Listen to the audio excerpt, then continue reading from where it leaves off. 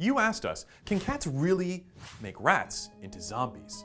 Yes, they can, or their parasites can actually. You see, there's this truly nasty critter called Toxoplasma that's right out of a low-budget horror movie. It can only reproduce in the gut of a cat, and it needs to get from cat to cat somehow.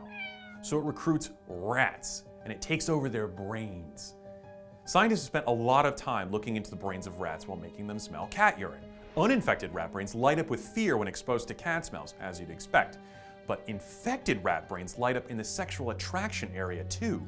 So infected rats, stripped of their free will, march right up to cats and pretty much ask them to buy them a drink.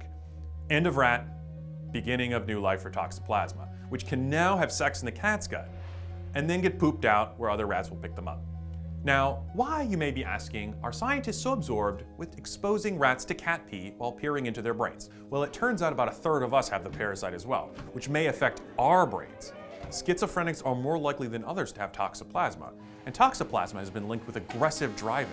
And the parasite can be incredibly dangerous in the womb, which is why pregnant women shouldn't be scooping the cat litter.